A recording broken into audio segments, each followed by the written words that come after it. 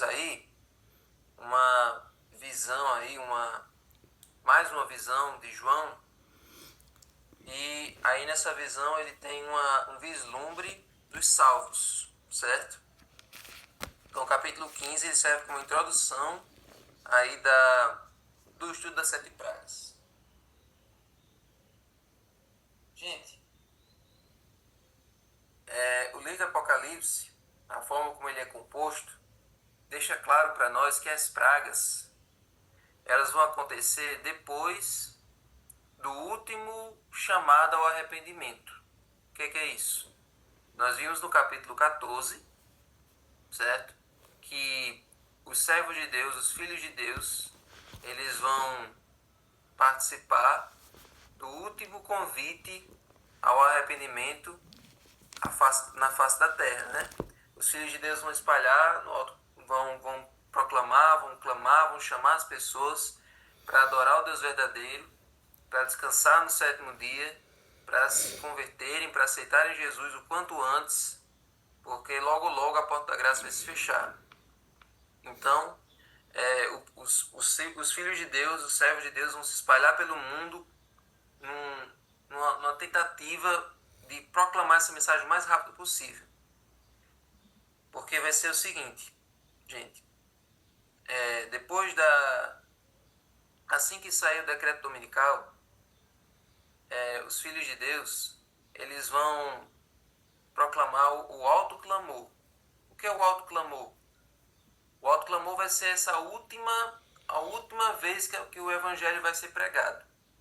Nesse momento nós vamos pregar esse evangelho com mais intensidade, com mais desespero, porque nós vamos proclamar, vamos chamar realmente as pessoas para as pessoas se tocarem. Vamos dizer, olha, tudo que a gente falou a vida toda está se cumprindo.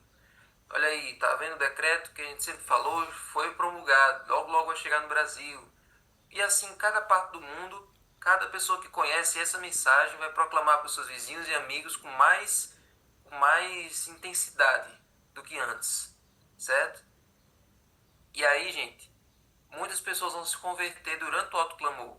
E também muitas pessoas vão continuar rebeldes ou vão ficar mais rebeldes depois desse autoclamor, certo?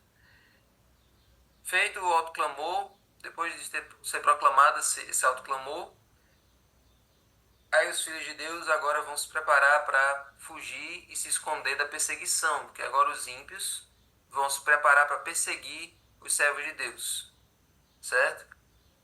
Então eles vão sair das grandes cidades para as pequenas, depois para o campo e depois para o meio do mato, certo? Então, antes deles fugirem, antes de se esconderem, vai ter esse momento de proclamação, para que o mundo fique sem desculpa, para que o mundo fique ciente de que da última mensagem a ser proclamada, certo? E ontem no domingo nós vimos as mensagens angélicas, certo? Nós vimos que hoje em dia nós proclamamos a primeira mensagem angélica, que é justamente a mensagem do temer a Deus e dar-lhe glória, pois é chegada a hora do seu juízo, e adorar aquele que fez o céu, a terra e o mar e as fontes das águas.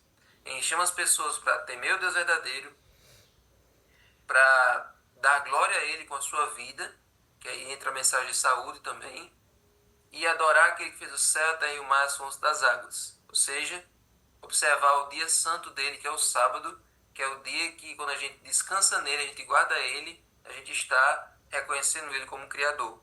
Então essa é a mensagem nossa para as pessoas hoje. Quando a gente dá um estudo bíblico, quando a gente faz evangelismo, quando a gente dá um contato missionário, a gente está proclamando a primeira mensagem angélica. As outras duas, gente, as outras duas mensagens angélicas, essa segunda, por exemplo, caiu a grande Babilônia, é mais no período quando a gente for proclamar essa segunda mensagem aqui da queda da Babilônia, é mais durante as sete pragas. Vai ter um momento entre as sete pragas que Babilônia vai cair, certo? E no capítulo 3 e a terceira mensagem angélica, que é a questão da marca da besta, nós também vamos proclamar mais ou menos aí nesse período, certo?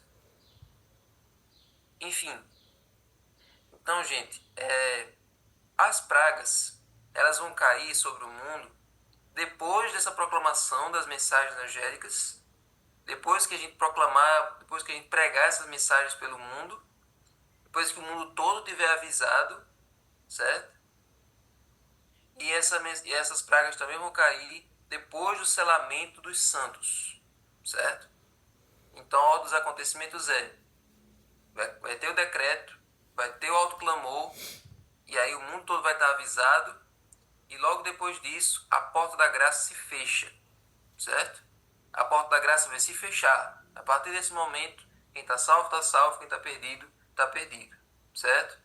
E aí, gente, depois que a porta da graça se fechar, que já tiver definido o destino de cada pessoa, quem está salvo e quem está perdido, então agora Deus vai enviar sobre o mundo, sobre os ímpios, as 7 pragas.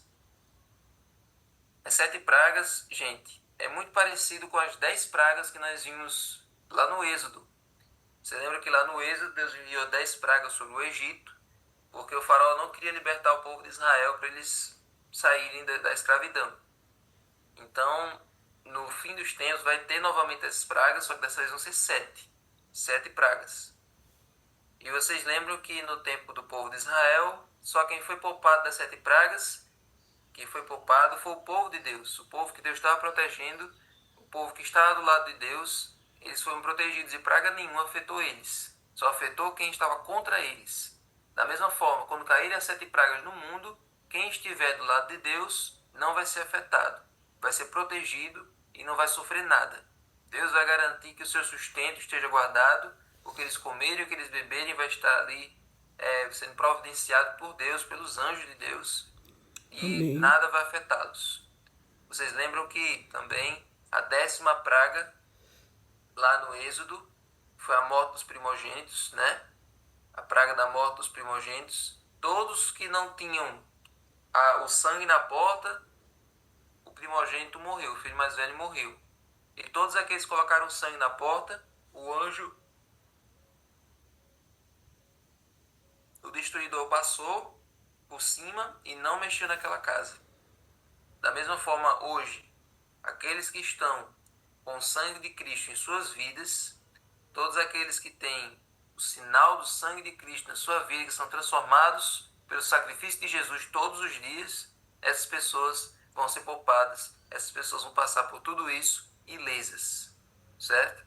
Então, gente, esse sinal hoje é o selo de Deus. E nós já estudamos, já sabemos todos aqui, que o selo de Deus representa o sábado. O sábado é o mandamento que tem todas as características do selo de Deus. Então, quando nós observamos o sábado, nós estamos sendo selados com esse selo na nossa fronte, ou seja, de forma consciente, certo? Então, gente, nós já entendemos quem vai ser afetado pelas pragas e quem não vai ser afetado. Quem não vai ser afetado é esse grupo que eu já falei agora. E quem vai ser afetado é o grupo que está contra o povo de Deus. Todos aqueles que aceitaram a marca da besta, todos aqueles que não foram transformados pelo sangue de Cristo, todos aqueles que rejeitaram as mensagens angélicas, todos aqueles que se recusaram a temer a Deus, a dar glória a Ele, todos aqueles que recusaram a adorar a Deus, enfim, aqueles que escolheram o dia falso ao invés do dia verdadeiro, todas essas pessoas vão ser o alvo das 7 pragas, certo? Então, novamente, qual é o tempo do derramamento das pragas? Ou melhor, vamos entender o primeiro tempo aqui, certo? A humanidade, gente, vai estar dividida em 2 grupos, como eu disse a vocês, os salvos e os perdidos. Os salvos têm o selo de Deus, os perdidos têm a marca da besta. Então, depois que o mundo estiver dividido em 2 grupos, 7 anjos vão sair do santuário. Então vamos ler aqui o capítulo 15, verso 1. Vi no céu outro sinal grande e maravilhoso. 7 anjos que tinham os 7 últimos flagelos, pois com este se consumou a ira de Deus.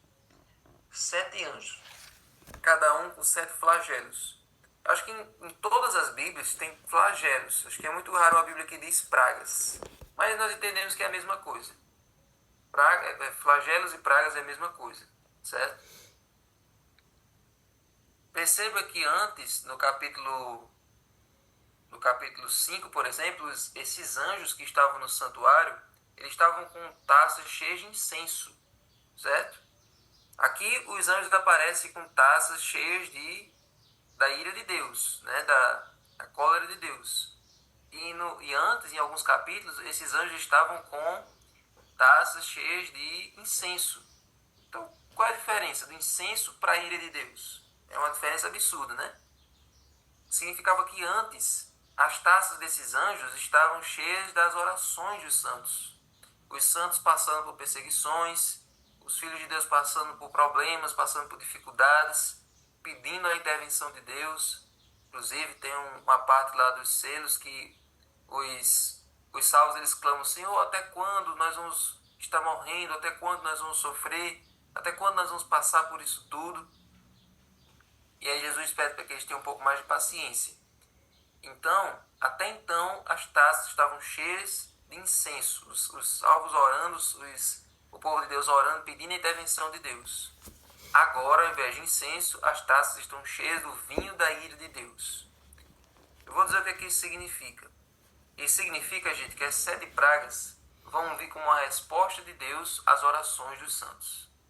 Se antes as taças estavam cheias das orações, agora as taças estão vindo com a resposta às orações. Os filhos de Deus pediam a intervenção de Deus durante todo esse tempo, e agora Deus vai intervir, agora Deus vai responder, agora Deus vai realmente agir sobre o mundo inteiro para defender o seu povo e para castigar aqueles que ficaram contra o seu povo. As 7 pragas é uma demonstração da justiça e do livramento de Deus. O mundo todo que se colocou contra os salvos, agora eles vão sofrer por terem mexido na menina dos olhos de Deus, que é a sua igreja, certo? Então, Deus protege o seu povo. Deus cuida daqueles que lhe são fiéis. Amém. E castiga aqueles que mexem contra o seu povo, certo? Então, gente, agora aqui vem um detalhe. Sobre os santos, sobre os salvos. Esse capítulo 15 vai apresentar aqui pra gente o capítulo 15 vai mostrar um detalhe muito especial para nós aqui. Olha aí. No verso 2 em diante diz assim, ó: Vi como que um mar de vidro misturado com fogo, e também os que venceram a besta, a sua imagem e o número do seu nome, ou seja, que os salvos, os remidos. Eles estavam em pé junto ao mar de vidro, tendo harpas que lhes foram dadas por Deus. E entoavam o cântico de Moisés, servo de Deus, e o cântico do Cordeiro, dizendo: Grandes e admiráveis são as tuas obras, Senhor Deus Todo-Poderoso. Justos e verdadeiros são os teus caminhos, ó Rei das nações. Quem não temerá e não glorificará o teu nome, ó Senhor? Pois só tu és santo. Por isso todas as nações virão e se prostrarão diante de ti, porque os teus atos de justiça se fizeram manifestos. Olha aí. Então, aqui, gente, os salvos estão... Aqui é uma visão também do futuro, certo? O Apocalipse, gente, não é exatamente numa linha reta. Não segue tudo numa parte linear. Então, aqui nesse momento, gente, no capítulo 15, é como se João já estivesse vendo os salvos no céu, certo? Depois que tudo tiver acabado, depois que eles estiverem já salvos, depois que Deus já tiver purificado todas as coisas, depois que o mal tiver sido destruído, então João vê esses salvos já na eternidade, já lá no futuro, certo? E agora a visão volta para o passado, volta para o período das 7 pragas, certo? Então João ele tem essa visão dos salvos que estão sofrendo hoje, já lá no futuro, já no céu, remidos, certo? Então agora ele volta para o presente, volta para o momento das 7 pragas, para descrever para a gente o que é que vai acontecer. Aí, gente, tem um detalhe interessante também sobre os anjos. Os anjos que estão com o vinho da ira de Deus nas taças. Ó, verso 5. Depois dessas coisas olhei, e abriu-se no céu o santuário do tabernáculo do testemunho. E E os 7 anjos que tinham os 7 flagelos e saíram do santuário, vestidos de linho puro e resplandecente e cingidos à altura do peito com cintos de ouro. Essas vestes dos anjos, essa roupa que os anjos estão usando, é muito parecida com a roupa que Jesus estava usando no capítulo 1. Você lembra que Jesus apareceu para João, ali com a pele brilhando como o sol, uma espada saindo da boca, os pés como bronze, e ele tinha essa mesma roupa, vestes talares, e cingido à altura do peito com cintos de ouro. Então os anjos estão com a mesma roupa de Jesus, ou seja, os anjos vão vir derramar 7 pragas com a autoridade de Cristo. Jesus está mandando eles com a autoridade dele, certo? Então por isso que eles estão usando a mesma roupa que Jesus usou lá no capítulo 1, certo? Então os anjos vão derramar essas 7 pragas sobre o mundo. Qual é o marco para o início das 7 pragas? Ou seja, qual é o momento que vai marcar o início das 7 pragas? No capítulo 15, verso 8 diz: o santuário se encheu da fumaça da glória de Deus e do seu poder, e ninguém podia entrar no santuário enquanto não se cumprissem os 7 flagelos dos 7 anjos.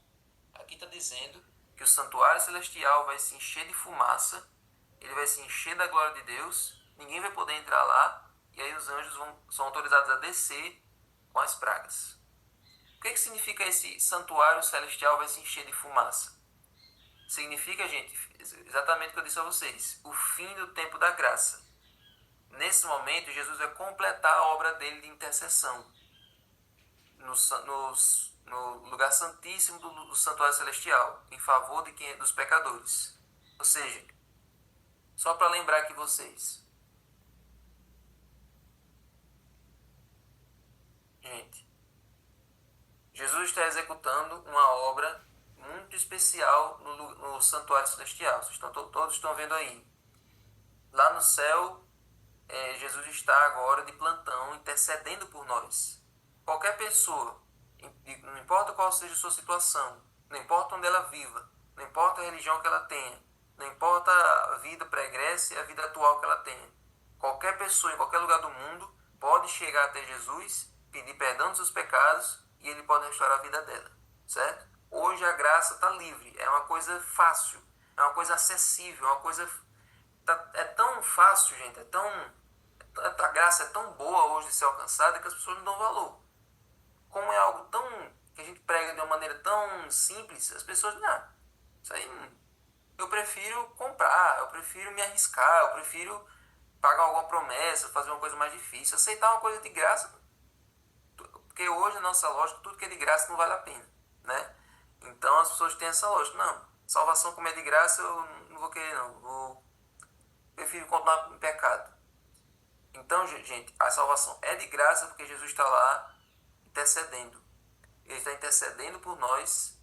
E isso vale um recado aqui. Talvez tenha alguém aqui que ainda tenha dúvida sobre isso. Somente Jesus intercede por nós. Não existe Maria intercedendo por nós lá no céu. Não tem nenhum outro santo intercedendo por nós. Não ore para nenhum santo, não ore para Santo Antônio, não ore para São Pedro, não ore para São Paulo. Todos eles estão mortos. Todos eles estão mortos, descansando, esperando o dia da volta de Jesus. Somente quem intercede por nós é Cristo. Somente Ele. Maria foi uma pessoa usada por Deus, foi uma mulher usada por Deus para conceber ali Jesus, para ensiná-lo durante a sua infância, mas Maria está morta. Maria está lá descansando no pó da terra, aguardando o dia da volta de Cristo, certo? Então, o nosso único intercessor, o único ser, que é o mediador entre Deus e os homens, quem une o céu à terra, quem leva você para a presença de Deus e salva você é Cristo, certo? E Ele está fazendo essa obra lá agora.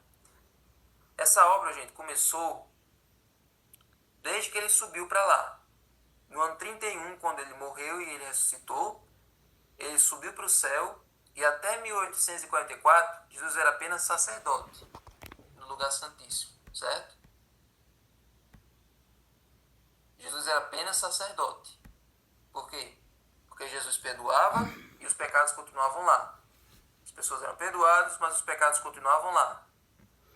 E depois, no 54 até hoje, ele é nosso sumo sacerdote. Hoje ele perdoa e apaga. Seus pecados não continuam mais lá. Certo? Amém. E essa obra de sumo sacerdote, gente, vai chegar ao fim nesse momento aqui. Quando nós dissermos para o mundo que o tempo acabou, quando nós falarmos o alto clamor para as pessoas, quando o mundo todo tiver avisado, certo? Aí Jesus encerra a atividade dele lá. Jesus encerra a atividade dele lá e o Espírito Santo encerra a atividade dele aqui, certo? Vai ser um final de expediente lá em cima e um final de expediente aqui embaixo. Hoje, como é que está funcionando hoje? Jesus está trabalhando lá em cima, de plantão, 24 horas, e o Espírito Santo está trabalhando aqui embaixo, de plantão, 24 horas. Jesus intercedendo e o Espírito Santo tocando os corações, certo? Todos os lugares onde as pessoas ainda se sensibilizam com a mensagem, é o Espírito Santo que está trabalhando. Então, quando Jesus parar de interceder lá, o Espírito Santo vai parar de mexer na mente das pessoas aqui, certo? Então, é uma ação conjunta.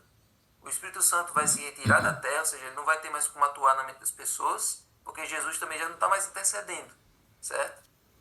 Aí você pensa, vixe, Jesus vai parar de interceder, Jesus vai parar de agir, vai parar de trazer graça para as pessoas. Mas é porque Jesus está com essa porta aberta desde 1954. A porta está aberta, gente, há mais de 200 anos. Ou melhor, desde que ele foi para o céu, a porta já está aberta. A porta sempre esteve aberta. Ele não vai continuar com a graça dele para sempre, com todo mundo rejeitando. Ele está dando chance, ele está dando oportunidades para que as pessoas se convertam, para que as pessoas sejam salvas. Mas vai chegar um momento que a graça tem um limite, a graça vai acabar. E quando a graça acabar, gente, aí sim, quando a graça acabar, aí os salvos vão estar guardados, vão estar protegidos. E os ímpios vão sofrer o castigo por terem rejeitado a graça de Deus. E esse castigo é 7 pragas. Mas aí, gente, você pode pensar o seguinte. Capítulo 15, verso 1 diz assim: esses anjos estão com 7 pragas, pois com estes se consumou a ira de Deus. Aí você pensa, ira de Deus, pragas, isso combina com o caráter de Deus, um Deus irado? Entenda, gente, que a ira de Deus é diferente da nossa. Nós iramos, nós ficamos com raiva, e é diferente do que Deus sente. Deus não sente raiva, Deus não fica com raiva. A raiva é uma emoção humana, a raiva é uma coisa descontrolada, a raiva é uma emoção que a gente sente por besteira. É uma coisa que é impossível, uma coisa que é, às vezes, sem sentido, sem lógica, certo? Deus não sente raiva, Deus sente ira. Agora, o objeto da ira de Deus não é contra os seres humanos. Aí, o objeto da ira de Deus é contra o pecado que nos faz ser assim. Ele fica irado contra o pecado, por quê? Porque o pecado corrompeu a maior criação dele, os filhos dele, que foram feitos à imagem e semelhança dele. Então, quando ele vê uma pessoa se afundar nos vícios, quando ele vê uma pessoa mentir, quando ele vê uma pessoa se degradar e fazer mal a alguém, ele fica irado, não pela pessoa em si, mas pelo pecado que fez ela ficar daquele jeito, pelo pecado ao qual ela se apegou. E aí ele fica muito triste pela pessoa, porque se a pessoa não se arrepender, ele vai ser obrigado a ter que destruir aquela pessoa junto com o seu pecado, lá no futuro. Então, para que isso não aconteça, ele quer que eu e você digamos àquela pessoa que ela se arrependa, para que aquela pessoa abandone o pecado e seja salva. Entendeu agora como é que funciona a pregação do Evangelho? Então é assim que Jesus quer que a gente faça. Tire as pessoas do pecado para que ele não precise destruí-las, e sim para que ele possa salvá-las e levá-las para a eternidade. Tá certo? Tá certo? Então a ira de Deus não é carregada como a ira do ser humano, uma ira de ódio, uma ira de raiva. Certo? Mas não se engane. A ira de Deus é tão real quanto o seu amor. Certo? A ira de Deus é tão real quanto o seu amor. Na verdade, uma coisa não anula a outra. Ou seja, é por amor aos seus filhos que a ira de Deus vai ser derramada sobre os ímpios. Certo?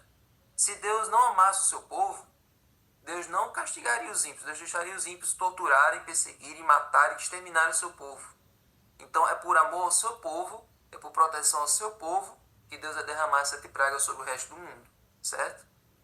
Então, Deus não vai tolerar para sempre o pecado. E aqueles que persistirem em permanecer em rebelião contra Deus, vão colher as consequências.